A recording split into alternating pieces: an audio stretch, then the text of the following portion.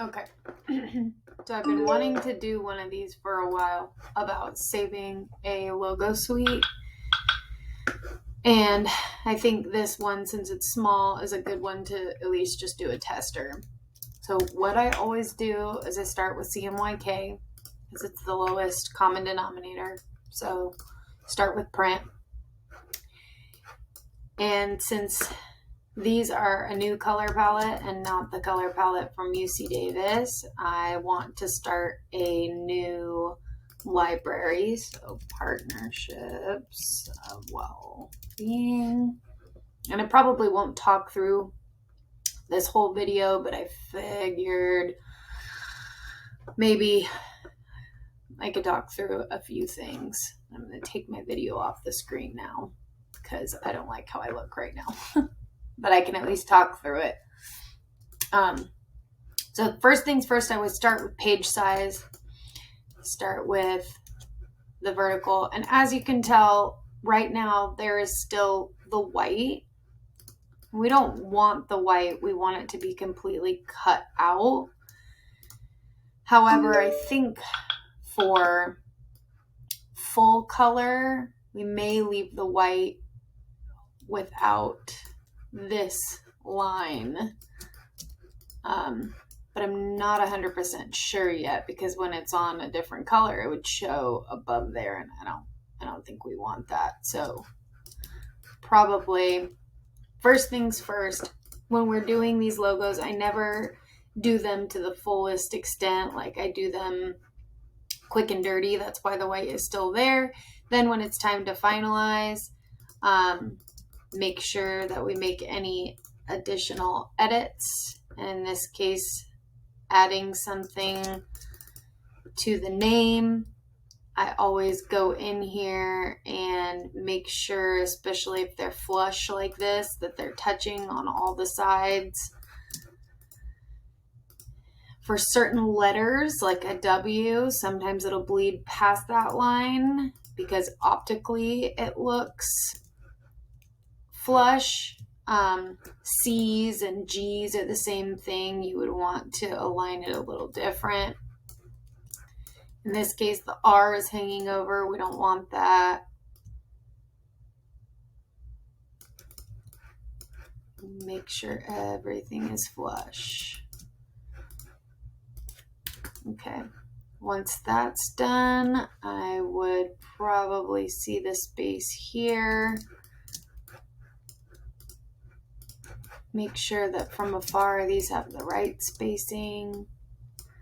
Looks like this is going to be like half of the W or 2 of the P's.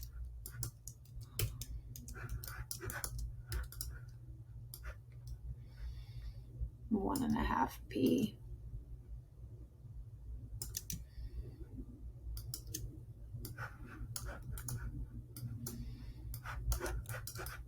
So now what I want to do is make this. So I do Shift M and hold the Option key while I draw. This is the Shape Builder tool, and right now I am deleting all those items.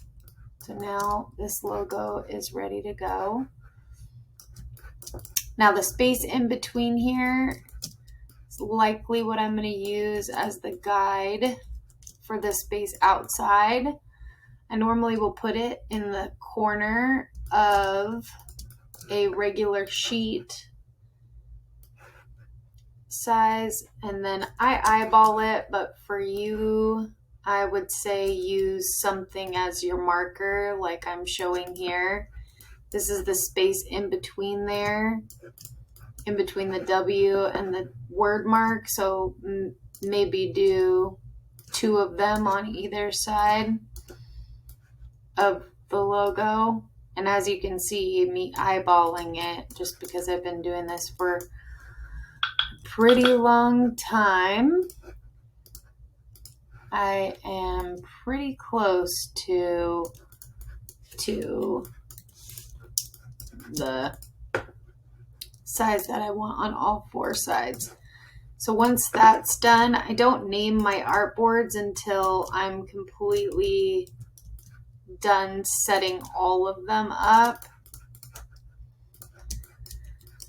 So there is always going to be full color, single color, black, white, grayscale, and sometimes I'll do white plus color. In the times that I do white plus color, it's only when a logo has dark colors and really light colors, to where if you change the darkest colors to white, there's still a few pop colors.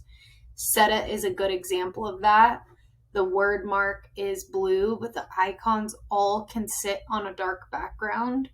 So in this case, this isn't a good one to change white plus color, because it would only be color on this side. Those colors are only bright enough to sit on a dark colored background, so we're not doing white plus color. We're going to do full color. Now, we can't just change this to white, because if we change this whole thing to white, black, or a single color, there would be no lines in between everything. So what we're going to have to do a single color is one of two things. You can, for white logos, have opacities, so 75%. But for something like print production, you have to have it all one solid color. So there has to be space in between each one of these to be able to read this logo, even when it's all solid white. So in that case, I'm going to go through and I'm going to start creating the solid colored logos.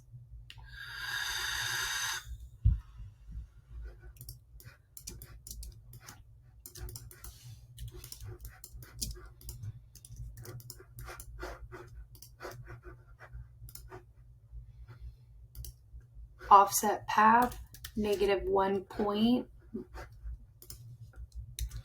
Exit that out.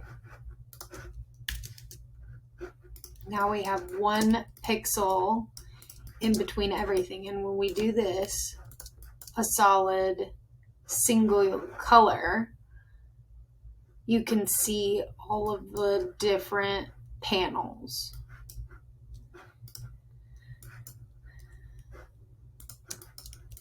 But for this, since it's a cheaper logo, we're actually not going to provide them a single color.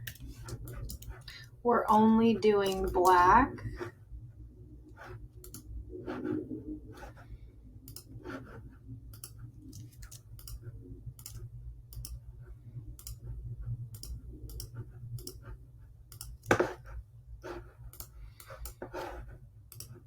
So black, and we can use opacities in this case.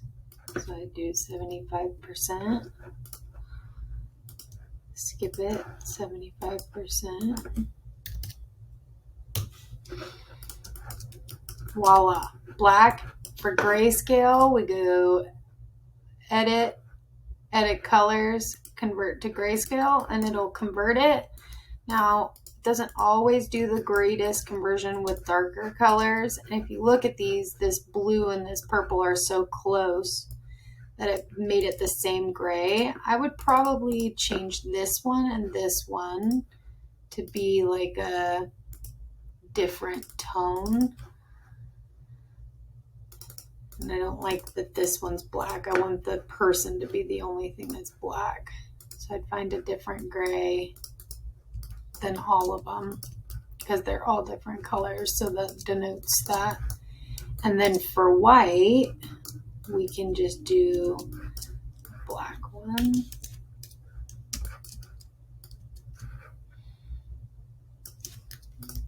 And change it white.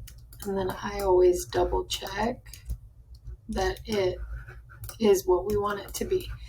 Now I'd likely probably do another one of these logos, like solid white and white plus opacity, and black, solid black and black plus opacity. But in this case, I may just save this one in our CC library for if and when they need something printed, because that's the only time they would ever need this for a single color print job. Everything else they can use opacities on.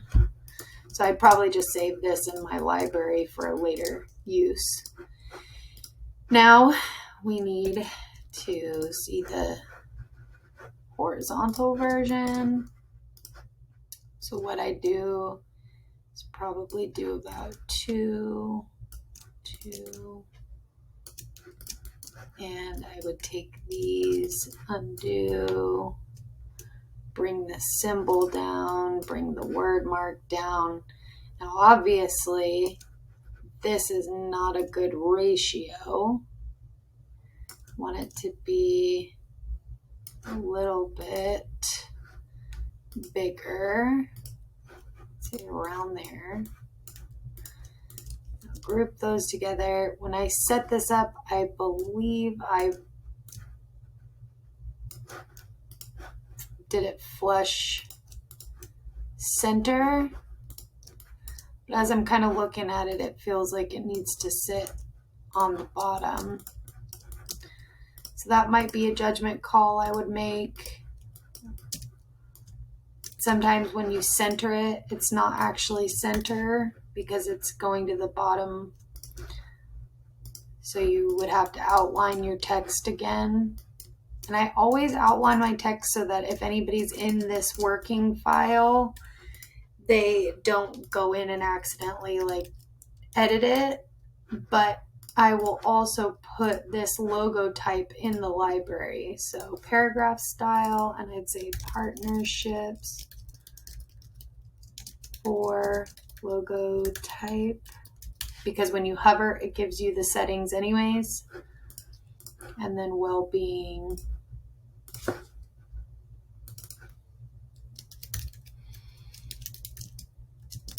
Logo type.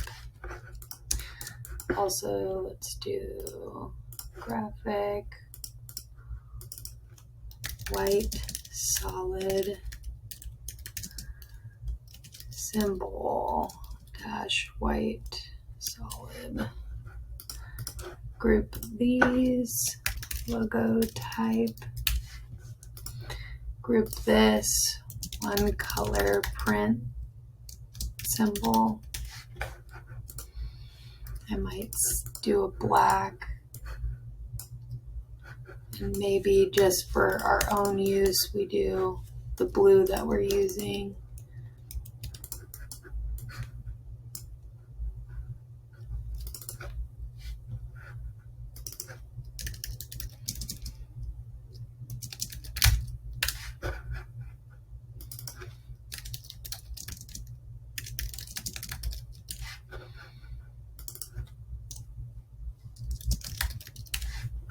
Okay. Now that I have this in a center space that I like, I would take our same marker, make sure it's almost the same width. Now this isn't the same for every logo. Every logo may have slightly different spacing from vertical to horizontal. And see, notice how this isn't in line 100%, like this doesn't go all the way back. It's because visually this W, where we stop it with our eyes, is actually right here. Same with a G or a C, anything with a curved edge, it's called optical alignment. So in this case, this is the optical alignment. I get rid of my little spacer, and then I would group this and center it in the space. Likely horizontal will be a little bit more than what the vertical was, but I would likely do something like this to make it more even once I was done getting it where I want it to be. Center, center. I don't like where it centered it. Okay, now we're going to copy and paste these, and then I would just click and drag the symbol that I already made. You could change the colors if you wanted instead of copying and pasting. Doesn't really matter. Whatever you're comfortable with or whatever feels right to you. Actually don't like that these are 75%, so I may go back in and change these to 50. That feels better.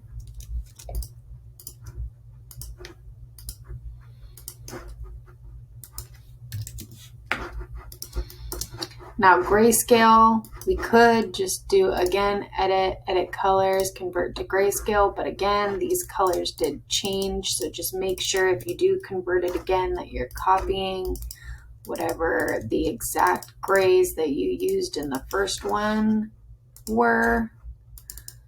So that was what we changed ours to, black, okay, and now black and white are the exact same thing. Double check. Yep. Okay, so now we got vertical, we got horizontal. Now for symbols, we do sometimes want to provide a few single colors if they're a logo that you want to maybe use as a watermark in all blue, etc. I'll probably do it about like that. I would group that and then I would see what the width is. I'd copy the width, group, width, enter, group, width, enter, group, width,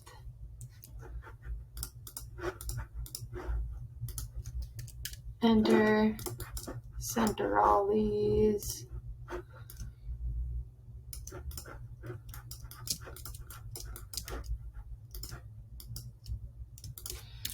Delete those spacers. Okay.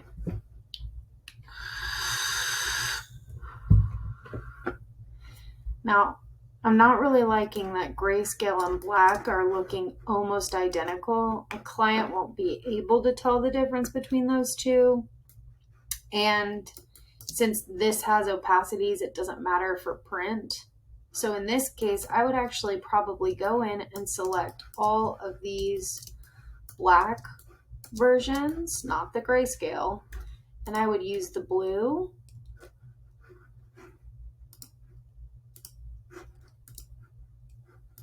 and make sure it's the right blue you want to use, likely the primary blue that you're already using in the word mark. So now we have a full color, single color, grayscaler, black, and white. In this case, I think we should give them the word mark alone. I don't always think that the word mark alone is needed, but in this case, the word mark is really concise. So I think that it could be a good one. We never want to give word marks that are a different color than what is already provided. And in this case, because the single color and the full color are both blue, we are only going to be giving blue. And actually, I would have probably just done this. Boom, boom, boom.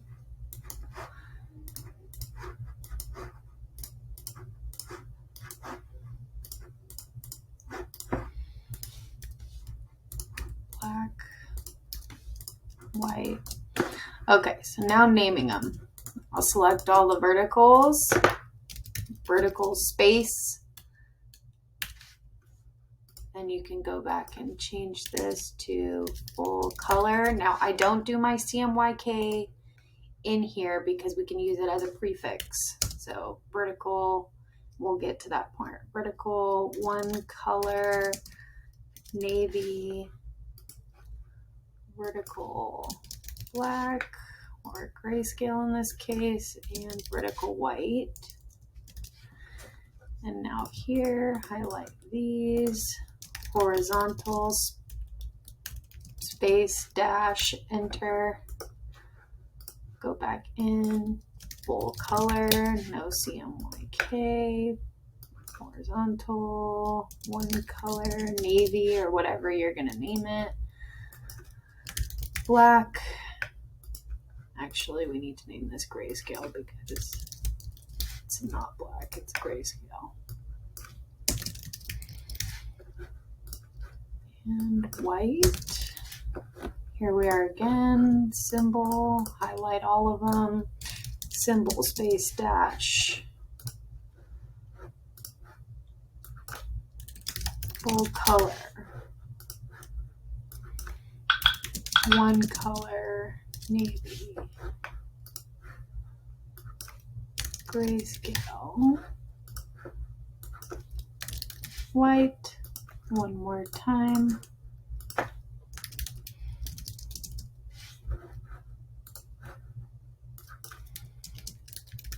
one color, navy, because it's not full color, it's only one color,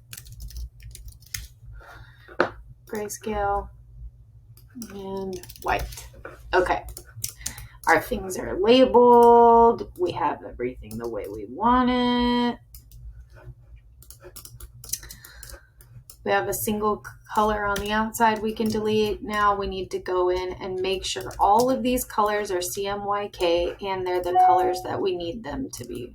So I will select all of these colors. I will go to edit, edit colors, convert to CMYK. Then I will go through and add them to my library. CMYK. We want to make sure that they actually have the CMYK codes and that they're not going in as hex codes or RGB codes. None of that. Go through. You cannot add them in bulk, unfortunately.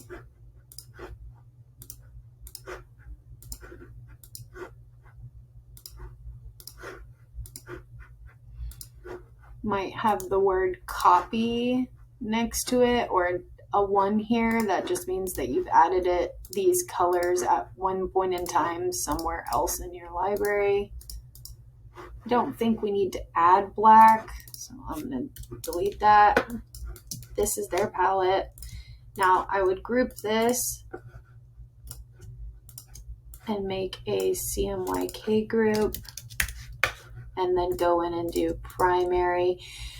Now, primary colors can be what's in the logo, or you can separate them out to whatever you want the primary colors to use in their brand are. I like to do it by branding. So I would select the 3 blues as the primary. Ugh, not this ugly green. We want the main blues to be their primary. Secondary would probably be the purple and the pink.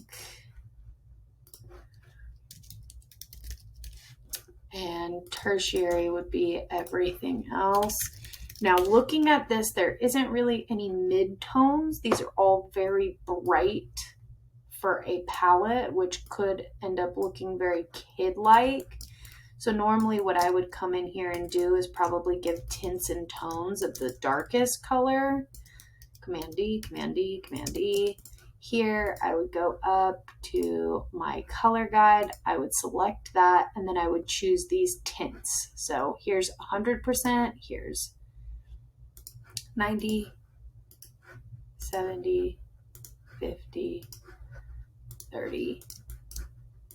Now, when you select these, make sure we still do edit colors, convert to CMYK, and now I would add these again to our partnerships to well-being. This would go in my primary palette. And this is not something a client needs to buy off on because technically this is already a part of in their style guide. It says they can use percentages of these colors. So we're just adding colors that we're already saying are okay. Okay, so I'm happy with that. Now,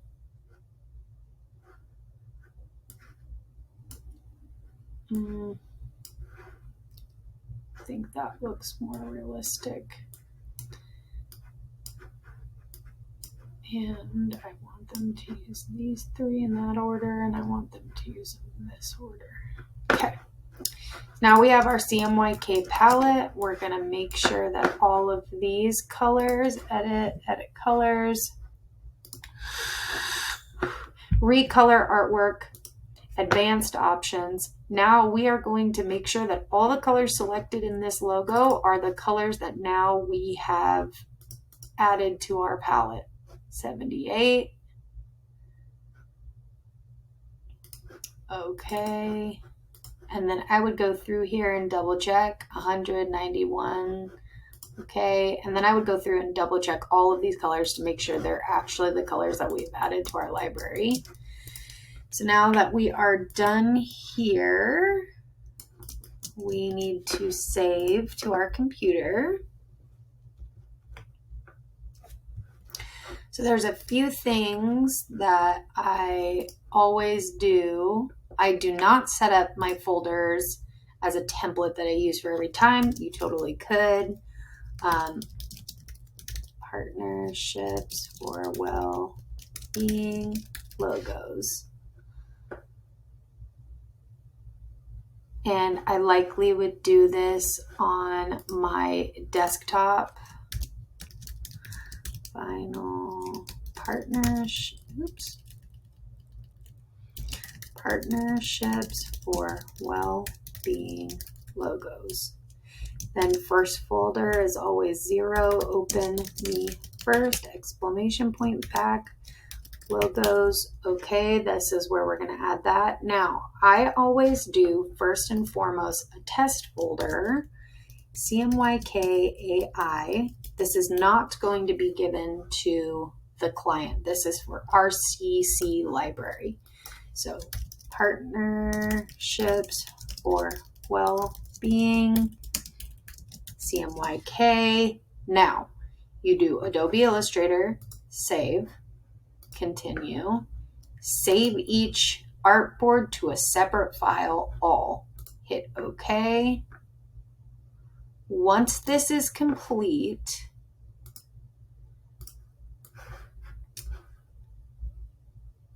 what happens is these CMYK logos you can now drag into your CC library. All of them are labeled with whatever you labeled them, and they're ready to go. You even have one file that has everything, all of the artboards in there, which is the one I personally like because I'll just open that when I'm working on stuff and pull directly. Now here's our all. We have our horizontal. I separate these by horizontal. We have our symbol. We have our vertical.